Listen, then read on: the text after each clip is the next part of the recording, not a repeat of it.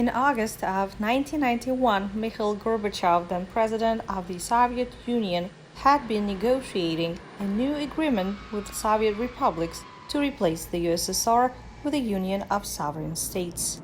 He planned to sign the document upon his return to Moscow, but a day before that, a group of Communist Party leaders opposed to Gorbachev's idea declared a state of emergency. And what triggers the coup is the idea that the Union, Soyuz, a part of Sovietsky Soyuz, of the Soviet Union, is going to be over. It was not socialism. The people who led the coup wouldn't be able to define socialism as anything more than I hold power. But what really drove them, and what really drives anti-democratic thinking in Russia, is always the question of empire. On August 19th, the Soviet Union's security agency, the KGB, blocked Gorbachev and his family from leaving and communicating to the outside world in his Crimea residence.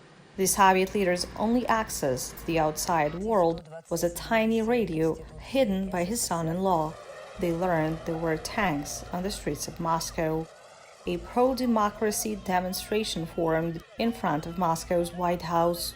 Standing up against the hardliners was newly elected president of the Russian Soviet Republic, Boris Yeltsin.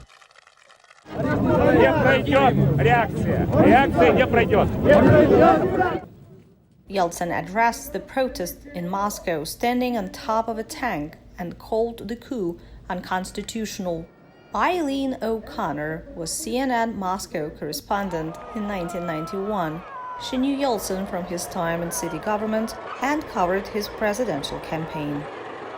It seemed perfectly in concert with what I'd witnessed before. He had been very reform-minded. He was a pretty bold and sometimes impulsive leader, but this was what was needed in that case.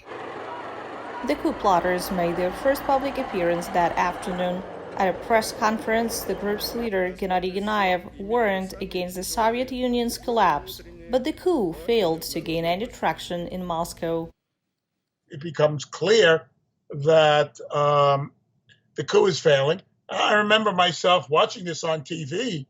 I was, saying, if this is a real coup, why can't I see this on TV and nothing's happening? The rapid developments in Moscow caught many in Washington off guard. But a declassified CIA report released later shows that the CIA had warned the administration of George H.W. Bush of a potential military coup in Russia. Hundreds of thousands of people marched in the streets of Soviet cities to oppose the coup, with some military divisions siding with protesters. In the morning of August 21st, 1991, the coup leaders called off their attempt to oust Gorbachev. The Soviet leader returned from Crimea but found himself overshadowed by a new political star, Boris Yeltsin. When Boris Yeltsin became president of the Russian Federation by election, he had a legitimacy with the largest ethnic group in the country. Mikhail Gorbachev was never elected by the population, ever.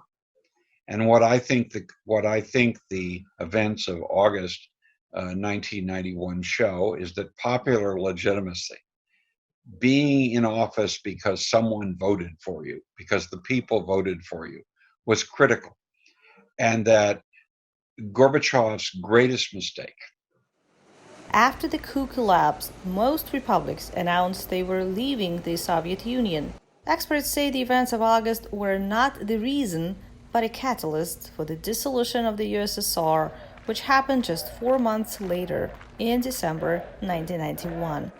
Daria Digut for VOA News, Washington.